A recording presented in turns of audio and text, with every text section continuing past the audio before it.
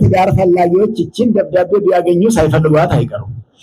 ብዙ ሰው ይፈልጋታል ብትገኝ እንጂ በጣም ብዙ ሰው እችን ደብዳቤ መነኮሳቱን አይመለከትም እንጂ እቺ ደብዳቤ ብትገኝ እቺ ተጽፋ ወደ አንድ ባለጸጋ ቤት መጓዝ ቢቻል ማን ይጠላታል? እቺ የሚጠላት ሳይሆን ጥሩ ደብዳቤ ናት እኮ ቅዱስ ሚካኤል የባረካት ደብዳቤ። ቅዱስ ሚካኤል የባረከው ትዳር ይስጣችሁ እግዚአብሔር። ቅዱስ ሚካኤል የባረከው ዝም ብሎ ትዳር አይደለም መሰከረ። የት እንደምትደርሱ አታውቁም። ክፉ አታርጉ፣ ክፉ አትስሩ። የት እንደሚታረፍ የት እንደሚታደር በምን እንደምትገናኙ ገሌን ሁለተኛ አላገኘውም ብሎ ክፉ መስራት አይገባም። በየት እንደምትገናኙ አይታወቅም። እግዚአብሔር ያገናኛል። የተገናኙለት ይታፈራል። በስመ አብ ወወልድ ወመንፈስ ቅዱስ አሃዱ አምላክ ይትባረክ እግዚአብሔር አምላከ አበዊነ ስቡህኒ ውእቱ ወልዑልኒ ውእቱ ለዓለም ወከመ ያርእ ለስብሐቲሁ ያመጽ መላእክተ ምህረት ለድልዋን ለሳይል። የተከበሩ ሊቀ ካህናት ቀሲስ ተገኝ የዚህ ወረዳ ቤተ ክህነት ጽሕፈት ቤት ስራ አስኪያጅ፣ የተከበሩ ቀሲስ ታምሩ የዚህ ቤተክርስቲያን ዋና አስተዳዳሪ፣ የተከበሩ ሊቀ ካህናት እዝራ ችሎታው የአለልቱ ወረዳ ቤተ ክህነት ጽሕፈት ቤት ስራ አስኪያጅ፣ የተከበሩ መላከ ጽዮን አባ አሸናፊ የደብረ ጽዮን ማርያም ቤተክርስቲያን አስተዳዳሪ፣ ሌሎች የተከበሩ አባታችን አባ ቃለወልድ በመንበረ ፓትርያርክ የምክትል አስተዳዳሪ፣ ሌሎቻቸው አባቶቻችን እንደየክብራቸው እንደየማይረጋቸው መምህራን ሁሉ ሊቃውንተ ቤተክርስቲያን፣ አበው መነኮሳት፣ ካህናት፣ ወንድሞች ዲያቆናት፣ ምእመናንና ምእመናት፣ አባቶችና እናቶች፣ ወንድሞችና እህቶች እንዲሁም ሕፃናት ሁላችሁም በእግዚአብሔር ስም እንደምን አደራችሁ? እንደምን አረፈዳችሁ? ለዚህች ሰዓትና ዕለት ያደረሰን ልዑለ ባህሪ ቅዱሰ ባህሪ ንጹሐ ባህሪ ሕያወ ባህሪ እግዚአብሔር አምላካችን ዛሬም ዘወትርም ስሙ የተመሰገነ ይሁን። እንኳን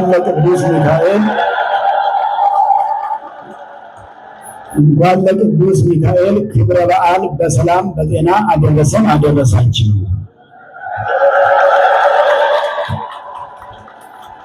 የዕለቱ ትምህርታችን የሚሆነው የቅዱስ ጳውሎስ መልእክት ወደ ሮሜ ሰዎች ምዕራፍ 9 ከቁጥር 23 ላይ ነው የሚሆነው። የቅዱስ ጳውሎስ መልእክት ወደ ሮሜ ሰዎች በሉ ምዕመናን፣ የቅዱስ ጳውሎስ መልእክት ወደ ሮሜ ሰዎች ምዕራፍ 9 ቁጥር 23። እንግዲህ እዛ ላይ ምንድነው የሚለው? ወከመ ያርእ ለስብሐቲሁ የጌትነቱን ብዛት ያሳይ ዘንድ ያመጽ መላእክተ ምህረት የምህረት መላእክትን ያመጣል እለድልዋን ለሳይል ለምህረት የተዘጋጁ መላእክት ለምህረት የተዘጋጁ መላእክትን በሉ እስቲ ምዕመናን ሊቃውንቱ ያውቁታል። ለምህረት የተዘጋጁ መላእክትን ያመጣል። እስቲ ድገሙት። ለምህረት የተዘጋጁ መላእክትን ያመጣል። ማን ነው የሚያመጣው? እግዚአብሔር ነው። ማን ነው የሚያመጣው? እግዚአብሔር። ምንን ያመጣል? ምንን ያመጣል? ለምን ያመጣል? ለምህረት። መላእክትን ለምህረት ያመጣል አለ ቅዱስ ጳውሎስ። ለመዓት የሚመጡ መላእክት አሉና ለምህረት ከሚመጡት መካከል ዛሬ የምናከብረው መልአከ ምህረት ሊቀ መላእክት ቅዱስ ሚካኤልን ነው ዛሬ የምናከብረው። በዓለ ሲመቱ ነው፣ ክብረ በዓሉ ነው የቅዱስ ሚካኤል። ቅዱስ ሚካኤል ለምንድን ነው የሚመጣው? ለምንድን ነው የሚመጣው? ለምንድን ነው የሚመጣው? ለምህረት ነው የሚመጣው። ምህረት ማለት ይቅርታ ማለት ነው። ይቅር ለማለት ማለት ነው። የሰዎችን ጸሎት ለማሳረግ፣ የእግዚአብሔርን ቸርነት ወደ ሰዎች ለማምጣት፣ የእግዚአብሔርን በረከት ለሰው ለመስጠት የሚመጡ መላእክት አሉ። እንግዲህ ወደ ኋላ መለስ ብለን ስንመለከት በብሉይ ኪዳን በዘመነ ኖህ በኦሪት ዘፍጥረት ምዕራፍ 6 ጀምሮ እስከ 9 ድረስ ስታነቡት የምናገኘው ትልቅ ታሪክ ነበረ። ወይንም ታሪኩ አለ አሁንም ዛሬም ሰዎቹ ቢያልፉም ኖህ የሚባል ደግ ሰው ነበረ። ማን የሚባል? ኖህ የሚባል። ምክንያቱም ጻድቅ ነው እንደውም የሚባለው። ኖህ ምንድነው? ጻድቅ። ጻድቅ ማለት ምን ማለት ነው? እውነተኛ ማለት ነው። ጻድቅ ማለት ምን ማለት ነው? እውነተኛ። እውነተኛ ሰው ኖህ ነበረ። እውነተኛ ሰው። ብዙ የሐሰት ሰዎች ነበሩ፣ ሐሰት የሚናገሩ ሐሰትን እውነት የሚያስመስሉ ሰዎች ነበሩ። ኖህ ግን ልዩ ሰው ነበረ፣ እውነተኛ ሰው ነበረ። እንዲያውም በሱ ዘመን የንፍር ውሃ መጥቶ የሚያቃጥል ውሃ ከላይ ከታች ከስር እየፈለቀ ከላይ እየወረደ በዚህ ምድር ላይ ያለው ሰው ሁሉ በሙሉ ተቃጥሎ አልፎ ነበር። በሰው ምክንያት እንስሳትም ተቃጥለው ነበር። እንግዲህ ለሰው የመጣ መቅሰፍት ለእንስሳት ሁሉ ይተርፋል። እንስሳት ሰዎች በደል ሲያበዙ እግዚአብሔር ዝናብ ከከለከለ እንስሳቱ ይራባሉ ማለት ነው። አራዊቱ ሁሉ ይቸገራሉ ማለት ነው። ለሰው የመጣ መቅሰፍት ለእንስሳት ይተርፋልና ከዚህ መቅሰፍት እግዚአብሔር ይሰውራል። መላእክተ ምሕረት ለምሕረት የሚመጡ አሉና ምሕረቱን ያሰጣሉ። ኖህን የባረከ መልአክ ኖህን ለምሕረት ለኖህ መጥቶለታል። መልአከ ምሕረት ኡራኤል የሚባል በብሉይ ኪዳን ኖህን ይረዳ ዘንድ የመጣው ነው። ነገር ግን በዚያ ዘመን የነበሩ ዘፈን ያበዙ፣ ዋዛ ፈዛዛ ያበዙ፣ የእግዚአብሔርን ሕግ የረሱ፣ ሕገ ልቡናን ወደ ኋላ ቸል ያሉ፣ እውነትን የተዉ፣ ሐሰትን ብቻ ይዘው የሚኖሩ ሰዎች ነበሩ። እነሱም ሰብአ ትካት ይባላሉ። ምን ይባላሉ? ሰብአ ትካት ማለት የድሮ ሰዎች ማለት ነው። በኖህ ዘመን የነበሩ ሰዎች ሰብአ ትካት ይባላሉ። የእግዚአብሔር መልአክ ለኖህ የምህረት መልአክ ነበረ። ለኃጢአተኞቹ ለሰብአ ትካት ደግሞ የመዓት መልአክ ነበረ። ለኖህ የምህረት መልአክ የነበረው እርሱ መርከቡን ሲሰራ እጽዋቱን ይሰበስብ ዘንድ ይረዳ የነበረው ያግዝ የነበረው መልአክ የምህረት መልአክ ነበረ። ዛሬም እኛን የሚያግዘን ቅዱስ ሚካኤል፣ ሌሎቹም መላእክት፣ ነገደ መላእክት 7 ሊቃነ መላእክት አሉ። ስንት ናቸው ሊቃነ መላእክት? 7 ናቸው። ከሰባቱ አንደኛው ዛሬ እያከበርነው ያለነው ወአሐዱ ሚካኤል እመላእክት፣ ከመላእክት አንዱ የሆነው ቅዱስ ሚካኤል ነው። ሚካኤል ማለት መፍቀሬ እግዚአብሔር ማለት ነው። መፍቀሬ እግዚአብሔር ማለት ደግሞ የእግዚአብሔር ወዳጅ ማለት ነው። ምን ማለት ነው? ሚካኤል ማለት የእግዚአብሔር ወዳጅ። እስቲ በሉ ምዕመናን፣ የማን ወዳጅ? የእኛም ወዳጅ፣ የእግዚአብሔር ወዳጅ ቅዱስ ሚካኤል። የእኛም ወዳጅ፣ እኛም እንወደው፣ እኛም እናከብረው ቅዱስ ሚካኤል። ሊቃነ መላእክት በምህረት በመዓት ይመጣሉና በኖህ ዘመን ያውሉ ንፍር ውሃ ሲመጣ ሲነድ ሲጠፉ መላእክተ መዓት ነበሩ። አንዱ መልአክ ራሱ ቅዱስ ሚካኤል መልአከ ምሕረትም መልአከ መዓትም መሆን ይችላል። ምን ይችላል? መልአከ ምሕረት የቁጣ መልአክም የምሕረት መልአክም መሆን ይችላል። የምሕረትም የቁጣ መልአክ ነው። የቁጣው እልል አያሰኝም፣ የምሕረቱ ነው እልል የሚያሰኘው። ለምሕረት ሲመጣ እልል ያሰኛል። ለመዓት ሲመጣ ግን ጸሎት ነው የሚያስፈልገው። እልል ካልን ያወጣፋለን ማለት ነው። በሰብአ ትካት ላይ መልአከ መዓት ሆነባቸው ቅዱስ ሚካኤል። ለኖህ ደግሞ የምሕረት መልአክ።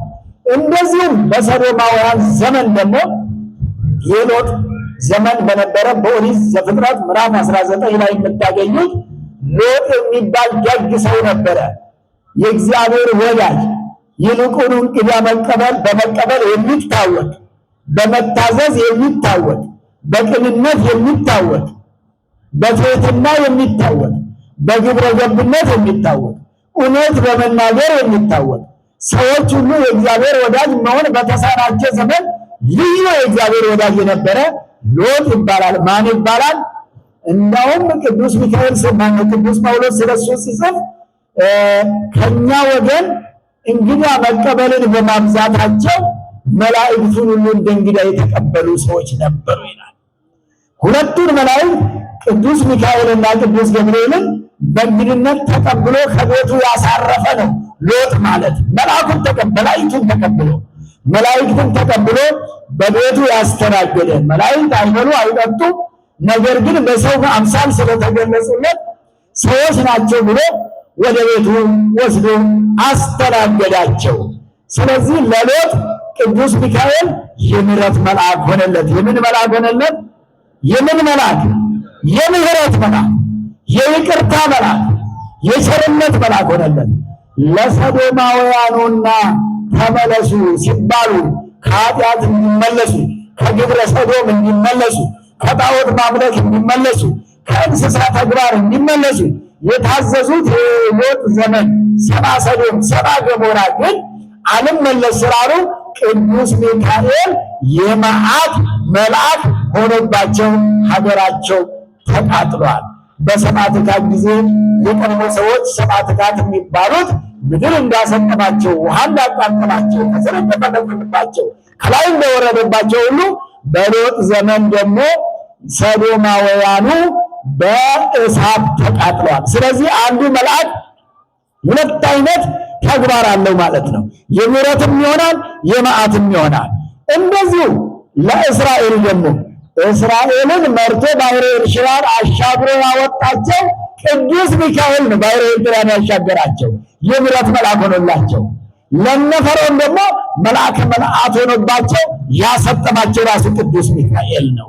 መሆኑ መዓልተ በደመና ወኩሎ ሌሊተ በብርሃነ እሳት በመዝሙረ ዳዊት ምዕራፍ 77 ቁጥር 14 ላይ የምታገኙት እግዚአብሔር እንዲህ እንዳለ እንዳሁኑ ያለ ደመና አድርጎላቸው ኅዳር 12 ላይ ተምረነው የነበረው በሰባት ደመናት ይመራቸው ነበር እግዚአብሔር እስራኤልን። በስንት ደመናት? ሰባት ደመናዎችን ያዘዘላቸው ለእስራኤል። አንዱ ደመና ከፊት የሚመራ ነው። አንዱ ከኋላ የሚከተል ነው። አንዱ ከቀኝ በኩል የሚጠብቅ ነው። አንዱ ከግራ በኩል የሚጠብቅ ነው። ስንት ሆነ? አራት ሆኑ።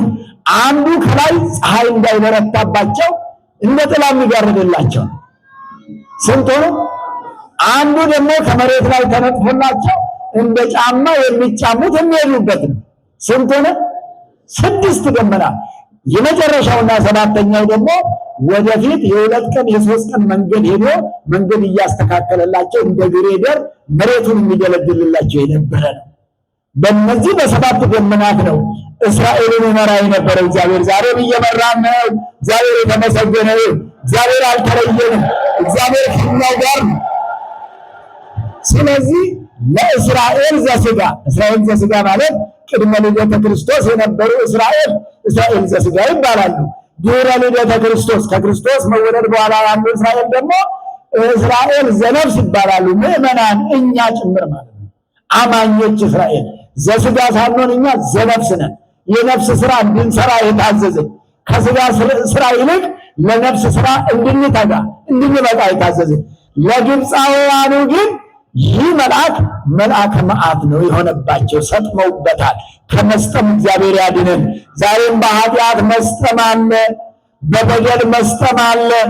ክፉ ስራ የሰራ ሰው የሰጠመ ነው። በኃጢአት ባሕረ ኃጢአት ያሰጥማል። ሰይጣን የሚያፈልቀው የኃጢአት ባሕር አለ። ሰይጣን የሚያፈልቀውን የባሕረ ኃጢአት ዋኝቶ መሻገር የሚቻል ቅዱስ ሚካኤልን ሲያዝ ብቻ ነው። ቅዱስ ሚካኤል ካልተያዘ መሻገር አይቻልም። ስለዚህ እግዚአብሔር ከኃጢአት አሻግሮን በቤቱ የሰበሰበን። በመጨረሻው ደግሞ ሕዝቅያስ የሚባል ደግ ንጉሥ ነበረ። ምን ንጉሥ ነበረ? ደግ ንጉሥ። እንደዚሁም የይሁዳ ንጉሥ ነው የሚባለው። ደግ ንጉሥ፣ ጸሎተኛ ንጉሥ፣ መንፈሳዊ ንጉሥ፣ ለሚመራቸው ሰዎች የሚያዝንላቸው፣ የሚራራላቸው፣ ያለኔ ከእግዚአብሔር በታች ማን አላቸው ብሎ የሚሳሳላቸው፣ የሚያስብላቸው ደግ ሰው ነበረ። ማነው ስሙ? ሕዝቅያስ ይባላል። ለዚህ ለሕዝቅያስ ይህ መልአከ ምሕረት ሆነለት። ከበሽታ እንዲፈወስ ወደ እግዚአብሔር የጸለየለት ቅዱስ ሚካኤል ነው። በእነ ኢሳይያስ ላይ አድሮ ሕዝቅያስ በታመመ ጊዜ ፈውስ እንዲያገኝ በቆጽለ በለስ በፍሬ በለስ እንዲፈወስ ያደረገ ልመናውንም የሕዝቅያስን ልመና ያሳረገለት ቅዱስ ሚካኤል ነው። ደስ ይበላችሁ፣ ጸሎት ያሳርጋል ቅዱስ ሚካኤል። የንጉሱ የሕዝቅያስን ጸሎት ያሳረገ የሁላችሁንም ጸሎት ያሳርግላችሁ። አሜን በሉ። ጸሎታችሁን ያሳርግላችሁ፣ ልመናችሁን ይቀበልላችሁ፣ በእግዚአብሔር ፊት እንድትቆሙ ይለምንላችሁ። ሕዝቅያስ ታሞ ሊገንዙት ዘመዶቹ ወገኖቹ ተሰብስበው ቅዱስ ሚካኤል ጸልዮለት ተፈውሶ ለሕዝቅያስ ሌላ 15 ዓመት በእድሜ ላይ ጨምሬልሃለሁ አለው እግዚአብሔር። ስንት ዓመት ጨመረለት? ስንት ዓመት ጨመረለት? ጠይቆ እኮ አይደለም እሱ ማረኝ ብቻ ነው ያለው። 15 ዓመት አልጠየቀም እሱ። እግዚአብሔር ግን ቸር ስለሆነ 15 ዓመት። የዛሬ ሰው ቢሆን ለነገሩ እድሜ ይጨመርልህ ቢባልና 15 ዓመት ተጨምሮልሃል ቢባል ያንሳል ጨምርልኝ ነው የሚለው እንጂ ተመስገን አይልም። መቼም የዚህ ዘመን ሰው ባገኘው ነገር ከማመስገን ይልቅ ያላገኘውን ስለምን ነው የሚውለው። ስላገኘው ሳይሆን ስላላገኘውና ስላልደረሰበት ነገር የእግዚአብሔርን ቤት ሲያንኳኳ ይውላል። የእግዚአብሔርን ቤት በዋናነት ማንኳኳት የሚገባው ስላገኘነውም ነው፣ ስለተደረገልን። ከዚህ ከዛሬዋ ቀን ስለደረስን ምን ብለን ነው የምናመሰግነው? ምስጋና ያንሰዋል እኮ ለእግዚአብሔር። ብናመሰግነው አይደለም 15 ዓመት ቀርቶ ይችን የዛሬዋን ቀን ማን ይሰጠናል? የሚያበድረን ለማር ከእግዚአብሔር ውጭ ባንክ ያበድራል፣ ባለሀብቶች ያበድሩታል። ለፍተን እናገኘዋለን። በጉልበታችን ይመጣል፣ በስልጣናችን ይመጣል፣ በእውቀታችን ትመጣለች። ይቺ የዛሬዋ ቀን ይቺ ራሷ ለኛ 15 ዓመት ናት፣ ብዙ ናት። ለሕዝቅያስ 15 ዓመት ተጨመረለት። ሊቀ መላእክት ቅዱስ ሚካኤል ጸሎቱን አሳርጎለት ማለት ነው። ሰናክሬም የሚባል ጣዖት አምላኪ ንጉሥ በዚያ ዘመን ነበረ። ጣዖት አምላኪ ምን ብሎ ጣዖት አቁሞ ለጣዖት የሚሰግድ የባቢሎን ንጉሥ ነበር። የፋርስ ንጉሥ ነበረ ሰናክሬም። ለሰናክሬም ደግሞ የመዓት መልአክ ሆነበት። ይኸው መልአክ የምን አይነት መልአክ ሆነበት? የመዓት መልአክ መዓት ሆነበትና ሰናክሬም ደግሞ ጠፍቶበታል። ሕዝቅያስ ብሏል። ስለዚህ 4 አርስቶችን የጠቀስኩት በቅዱስ ሚካኤል ኖህ ተጠቅሞበታል። አንደኛ። ሁለተኛ ሎጥ ተጠቅሞበታል። እስራኤል ተጠቅሞበታል። ሕዝቅያስ ተጠቅሞበታል። የተጎዱበት ደግሞ እነማን ናቸው? ሰማዕታት ተጎድተውበታል። ሰብአ ሰዶም ተጎድተውበታል። ሰብአ ግብፅ ተጎድተውበታል። ሰናክሬም ተጎድተውበታል። እኛ ከተጠቀሙት ወገን ነን። ደስ ይበላችሁ። በሊቀ መላእክት የተጠቀምን። አንዳንድ ሰዎች ይህን ሳያውቁ የመላእክቱን ልመና የመላእክቱን ምልጃ ቀለል አድርገው ያዩታል። ስላላወቁት ጥቅሙን ስላልተጠቀሙ ጣዕመ እግዚአብሔርን ስላልቀመሱ ምንድነው ቅድም ሲሉት የነበረው ሊቃውንቱ ካህናት ሰንበት ትምህርት ቤቱም ላይ ወጣቶቹ ሲናገሩ የነበረው መድኃኔ ነገሥት ክብሮሙ ለመላእክት፣ የመላእክት ክብራቸው የነገስታት መድኃኒታቸው ይላል እግዚአብሔርን። የመላእክት ምናቸው ነው? እግዚአብሔር ክብራቸው። ክብሮሙ ለመላእክት ማለት በሉ እስቲ ክብሮሙ ለመላእክት በሉ። ምን ማለት ነው? ይሄ ግዕዝ ቋንቋ ወደ አማርኛ ሲተረጎም የመላእክት ክብራቸው እግዚአብሔር ነው ነው የሚለው። ማን ነው ክብራቸው? የመላእክት የቅዱስ ሚካኤል ክብሩ ማን ነው? ማን ነው ክብሩ? ዓለም አከበረው አላከበረው ክብሩ ማን ነው? የቅዱስ ሚካኤል ማን ነው ያከበረው? ማን ነው ሊቀ መላእክት ያደረገው? ማን ነው ከፍ ከፍ ያደረገው? ማን ነው ከፍጥረታት የለየው? ማን ነው ረቂቅ ያደረገው? ማን ነው ማይታይ ያደረገው? እግዚአብሔር ነው። እግዚአብሔር የተመሰገነ ይሁን። ስለዚህ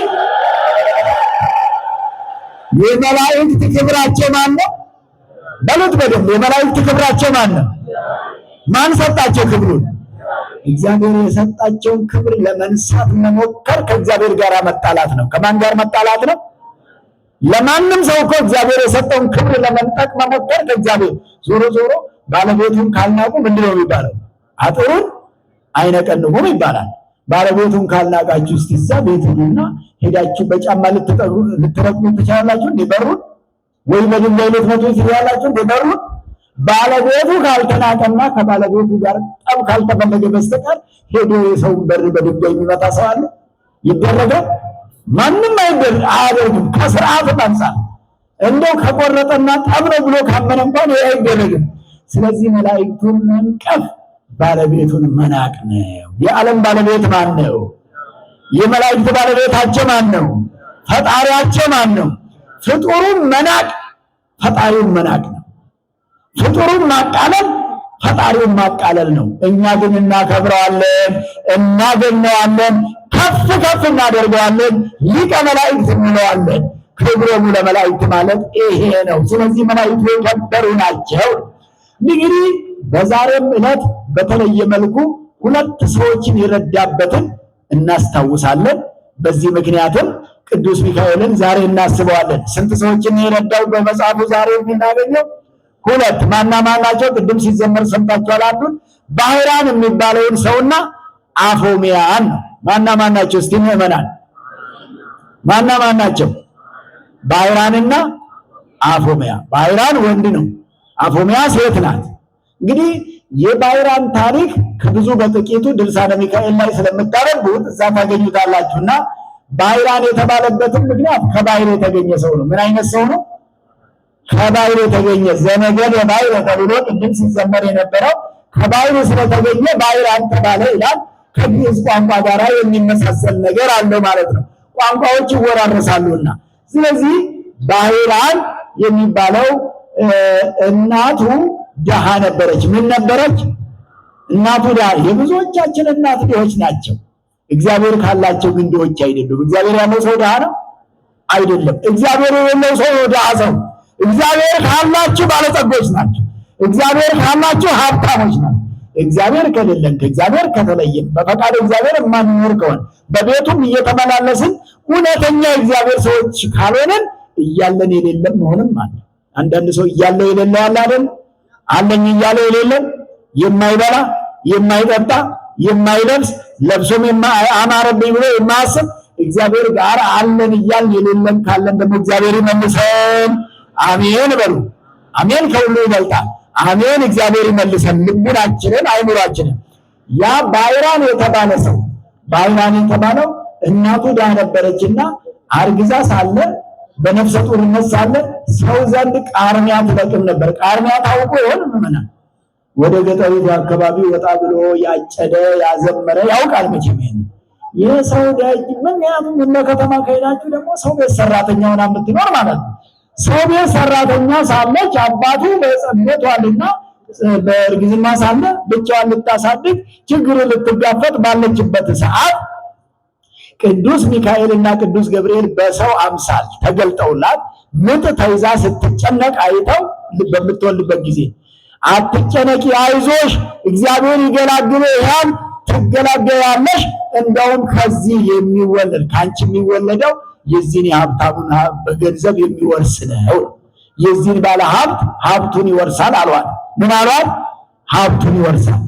እዛ ጎረቤት አንድ ባለጸጋ ነበረና ባለጸጋ አጠገብ ምክንያቱም የዛ ሰው ቤት ሰራተኛ ሆና ትኖር ነበርና የዚህን ሀብታም ገንዘብ ይሄ ካንቺ የሚወለደው ይወርሳል ተብሎ ተነገረ። በማን ነው የተነገረው? ማን ነው የተናገረው? ቅዱስ ማን ነው የተናገረው? ኧረ ሁላችሁም በሉ ቅዱስ ሚካኤል በሉ እስቲ። እሱ ነው የተናገረው። ምን አለ? የዚህን ሀብታም ገንዘብ ካንቺ የሚወለደው ይወርሳል ብሎ ነገራል። አልቀረም፣ ተወለደ። በተወለደ ጊዜ ያ ሰውዬ ሰምቶ ነበርና ባለሀብቱ ይሄ የኔን ገንዘብ ሊወስድ የተዘጋጀ ነው። ቅዱስ ሚካኤል ሲናገር ሰምቷል። በሰው አምሳል ነውና የተናገረው፣ በሰው አምሳል ተገልጾ ነውና እግዚአብሔር ይማርሽ እያለ የተናገረው። ከዛ ያ ባለጸጋ እንደተወለደ ተቀብለው እኔ ላሳድግልሽ አላት። ምን አላት? እኔ ነኝ የማሳድግልሽ አለ። ክፋት ሲሞላ ይኸው እንግዲህ ሰዎች እንዲህ ነው የሚያደርጉት። በወንጌሉም ስታዩ ኢየሱስ ክርስቶስ በተወለደ ጊዜ እኮ ሄሮድስ ሰብአ ሰገል እንደሰገዱለት ሲያውቅ በማቴዎስ ወንጌል ምዕራፍ 2 ላይ ስታነቡት ሰብአ ሰገልን ምን አላቸው? ንጉሥ ተወልዷል ብሎ ሲመጡ ፈልጉትና ካገኛችሁ እኔም መጥቼ እንድሰግድለት ቦታውን አሳዩኝ ነው ያሉ። ምን አላቸው? መጥቼ እንድሰግድለት። ሊሰግድለት ነው? ሊገለው እኮ ነው። ሊገለው ፈልጎ ሰብአ ሰገል እናንተ ጥበብ ሰዎች ካገኛችሁት ለእኔም ንገሩኝ፣ እኔም መጥቼ ሰግድለታለሁ አለ። እሱ አሁን እንደ ሰብአ ሰገል ሊሰግድ ሄሮድስ ወርቅ አማሃ እጅ መንሻ ሊሰጥ ዕጣን ሊያቀርብ ከርቤ ሊያቀርብ ውሸት፣ ሽንገላ ኃጢአት ነው። እግዚአብሔር ከሽንገላ ይሰውረን። ሽንገላ ማለት በልብ ሌላ ይዞ በአፍ ሌላ መናገር ሽንገላ ነው። መጽሐፉ እንደውም ምንድነው የሚለው? አፍ ወልብ ህቡረ ይእመኑ። ምን ማለት ነው? አፍና ልብ እኩል ይመኑ። እስቲ በሉ ይሄንን፣ አፍና ልብ እኩል ይመኑ። ኧረ እስቲ ድገሙት። የኔና የናንተ አፍና ልብ አሁን እኩል ያምናል? ሰውስ እኩል ነው የምናነጋግረው? ከልብና ከአፍ እኩል ነው የምናነጋግረው? በአፋችን ሌላ እንለዋለን፣ በልባችን ደግሞ ዞር ሲል ዝም ብዬ እኮ ነው እቺም መስሎሃል አይደል ምንለው? ስለዚህ አፋችንና ልባችን እኩል አያምንም ማለት ነው። እኩል አያወሩም ማለት ነው። አፍ የሌላ ሰው ነው መሰለኝ፣ ልብ ደግሞ የሌላ ሳይሆን አይቀርም። ከተለያየ ቦታ የተገናኙ ነገር ነው የሚመስሉት። በጋራ የተፈጠሩም አይመስሉም። አንድ ቀን የተፈጠሩ አልመስል እስኪሉ ድረስ ዓለማችን ያለበትን ሰው የሸነገላችሁን የሸነገሉን እግዚአብሔር ይቅር ይበለን። አሜን በሉ። እግዚአብሔር ይቅር ይበለን። ሽንገላ ኃጢአት ነው፣ ሄሮድሳዊነት ነው። ሽንገላ ይሄ ባይራንን እናቱን የሸነገለ አይነት ሰውዬ ነው። ሽንገላ ኃጢአት ነው። አይሸነገልም፣ እውነት ነው የሚናገረው። ክርስቲያን አይሸነግልም፣ ክርስቲያን አይዋሽም፣ ክርስቲያን አይቀጥፍም። እግዚአብሔር ይቅር ይበለን። አሜን። ከዚህ በኋላ የሰውዬ እኔን አሳድግልሻለና ወስዶ ሌላ ቦታ ወስጄ አሳድጌ አመጣዋለሁ አለና እሱ ባለ ሀብት ነው፣ የትም ማኖር ይችላልና ወሰደና ሳጥን አሰራ። በህፃኑ ቁመት ልክ፣ በትንሹ ህፃን ቁመት ልክ ሳጥን አሰርቶ እዛ ሳጥን ውስጥ ጨመረውና በቁልፍ ቆልፎ ሳጥኑን ወደ ባህር ጣለው። ህፃኑ በሳጥን አሉ፣ ቁልፉንም ወደ ባህር ጣለው። ሰው እንኳን ቁልፉ ወድቆ እንኳን አንስቶ ከፍቶ እንዳያወጣው እኮ ቁልፉን ከሳጥኑ ጋራ፣ ሳጥኑን ለብቻው ቁልፉን ለብቻው አድርጎ ወደ ባህር ጣለው። ባህር ይዞት ሄደ። ወደ ሌላ ሀገር አደረሰው። ነፋስ እየገባው ሄደ። ህፃኑ እዛ ሳጥን ውስጥ ቁልጭ እያለ ተመልከቱ። ችግሩን ተጋፍቼ አሳድጋለሁ ብላ ስትል ነጠቃት ሰይጣን። ሰይጣን ይመጥቃል፣ ክፉ ነውና ሄዶ አንድ ሀገር ላይ በደረሰ ጊዜ እረኞቹ ሳጥኑን አዩና ከብት የሚጠብቁ በጎች የሚጠብቁ ዛሬስ ማዕበልና ጎርፍ ተነስቶ ነጋዴዎቹን ንብረት ቀምቷቸው ይሆናል ብለው ሄዶ አውጥተው ሲያዩ በምን እንከፍታለን ብለው ሲያገላብጡ ውስጥ የሚንቀሳቀስ ነገር አለ። በምን ያወጡት? ተቆልፎበታል።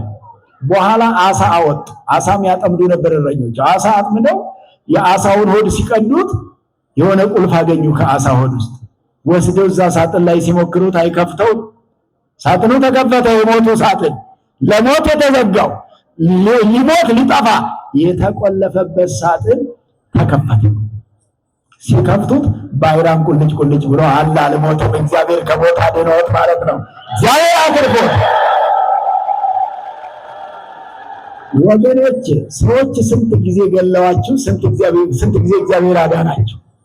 ሰዎች ብዙ ቀን ገለዋችሁ ያውቃሉ። እግዚአብሔርን በዛው ልክ ደግሞ አድኗችሁ ያውቃል።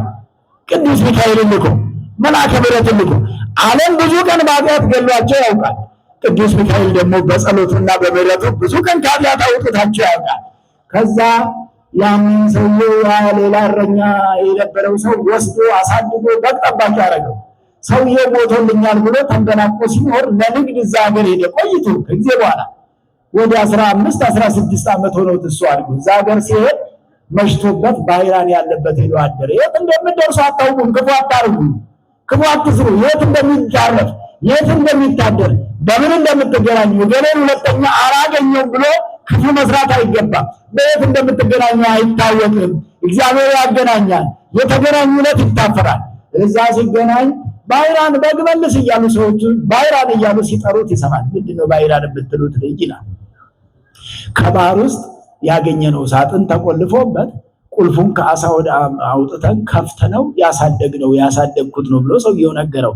ይሄን ጊዜ አወቀው። ያ እኔ የጣልኩት ነው ማለት ነው። በስንት ዓመተ ምህረት? በዚህ ዓመተ ምህረት። የትኛው ወንዝ ላይ? እንዲህ አይነት ወንዝ ላይ ያገኘነው።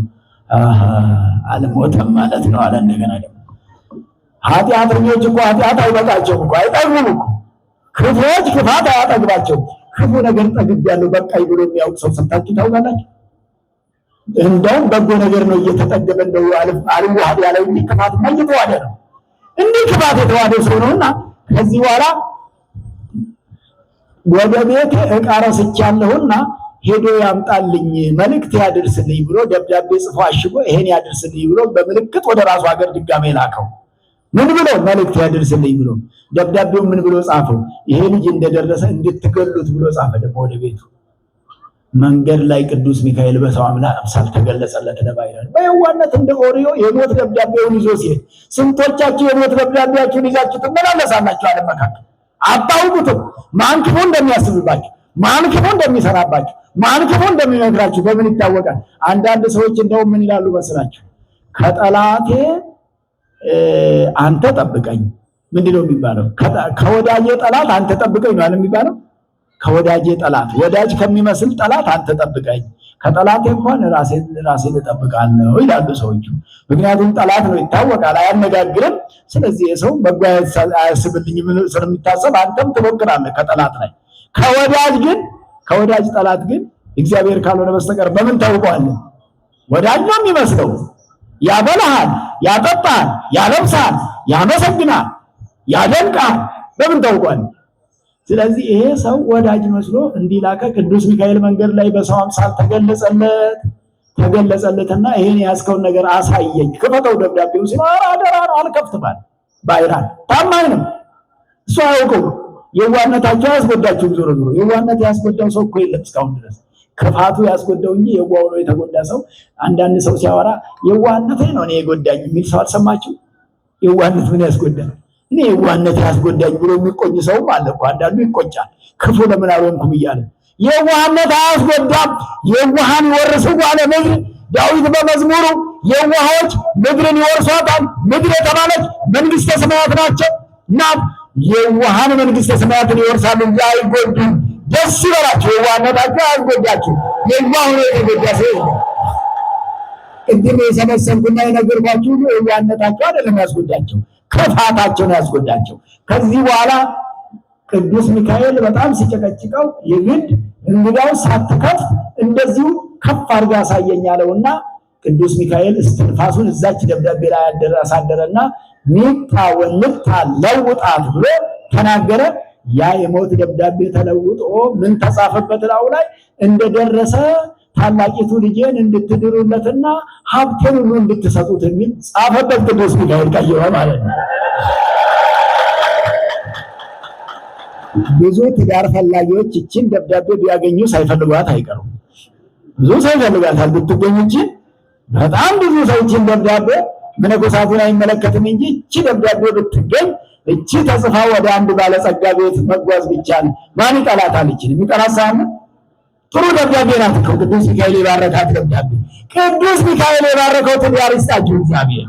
ቅዱስ ሚካኤል የባረከው ዝም ብሎ ትዳር አይደለም መሰጠት ያለበት። ከዛ ደረሰ። ደብዳቤውን አይተው ቤት ያሉ ሰዎች በትእዛዙ መሰረት በሰውየው ፊርማ ነው የመጣው። እንደተባለው ታላቂቱን ልጅ አገባት። በስጋ ወደሙ አግብቶ ያን ንብረቱን ወርሶ መኖር ጀመረ። ሰርግ ተበልቶ ተደግሶ ተጠጥቶ ከ3 ቀን በኋላ ሰውየው ተገላግዬዋለሁ ብሎ ተመልሶ መጣ። አያችሁ፣ ዓለም እኮ ምልልስ ነው። ምልልስ አያበቃም። እንደ ሰዓት ስለገደበን ነው የምታውና ምልልስ ነው። መጣና ሲደርስ ሰዎች ሲደሰቱ፣ ሲዘፍኑ፣ ሲያጨበጭቡ ሰማና ምን ተፈጥሮ ነው? ምን ትቁጡ ዘሰም ድምጽዋ ይሄ ምንድነው? እንደዚህ የሚያዝ ይሄ ጨዋታና ይዘፈን ጋር ያ የላከው ልጅ እኮ ታላቅ ልጅህን አግብቶ ዛሬ 3ኛ ቀን ሆኖ ንብረቱን ሁሉ ይዞራል ሲሉት ደነገጠ። ሶበትሬዮም ለጠቢባን ይመውቱ ወከማሁ ይታጎሉ አብዳን እላልቦሙ ልብ መዝሙረ ዳዊት 48 ቁጥር 10 ላይ ጥበበኞች ነን የሚሉ ሰዎች ስትመለከታቸው ይሞታሉ አለ። ብልጠት ለሞት ነው የሚያበቃው። ብልጥ ነን የሚሉ ሁሉ ወከማሁ ይታጎሉ አብዳን እላልቦሙ ልበቢሶች ምን ልብ ማላቸው የለም ወይ? መከዳ የሚያክል አለ በትርጓሜው ዳዊት አባቶቻችን ሲተረጉሙት ምን ነው ልብ የሌላቸው የሚያሰኘው? ልብማ ፈረሶችም አላቸው የለም ወይ ቢል የማያስቡበት ስለሆነ ነው አለ። ያ ሰውዬ ወድቆ ሞተ። እግዚአብሔር እንደሱ ከመሆን ያድነን። የአፎሚያ ደግሞ ቅዱስ ሚካኤል ብቻ ስትኖር ባል ሞቶባት ስትኖር ከዕለታት አንድ ቀን ተገልጾ ትዳር ያስፈልግሻል አላት። ሌላ ቦታ ትዳር የሚያፈርሰው ሰይጣን እኮ ነው። አግቢ ይላል። ወፎቹ ሁሉ ሁለት ሁለት ናቸው። አውሬ ሁሉ ሁለት ሁለት ነው። አንቺ ከነሱ ተለይተሽ ምንድን ነሽ? አብርሃምና ሳራ በትዳር ነው የከበሩ። ይስሐቅና ርብቃ እንደዚህ፣ ያዕቆብም እንደዚህ ብሎ ይህን እያወራ አንተ ማነህ ስትለው ቅዱስ ሚካኤል ነኝ አላል። ቅዱስ ሚካኤል ከሆንክ እስኪ አማትበኝ እና አሳየኝ። ካሁን በፊት ቅዱስ ሚካኤል ሲመጣ ቤቱ በብርሃን ይሞላል፣ አንተ ግን እያጨለምክብኝ ነው። እስኪ አማትም ስትለው ማማተብ አይወድምና ደንግጦ ሰሎ አነቃል። ስታማትብበት ቅዱስ ሚካኤል መጣ። ቅዱስ ሚካኤል ለአፎሚያ ሰይጣንን የፈጠፈጠበት ዕለት ነው ዛሬ ማለት ነው። ሰይጣን የተፈጠፈጠበት ዕለት ነውና ስለዚህ ይሄውና ለባይራም ለአፎሚያ የታዘዘ ቅዱስ ሚካኤል ለእኛም በምሕረት በቸርነት ታዟልና ቅዱስ ሚካኤልን ያዘዘልን እግዚአብሔር የተመሰገነ ይሁን። ቅዱስ ሚካኤል እንዲባርከን፣ ቅዱስ ሚካኤል ጸሎታችንን እንዲያሳርግ ያደረገ አምላከ ቅዱስ ሚካኤል የተመሰገነ ይሁን። ወስብሐት ለእግዚአብሔር። ይቆየን። ይህ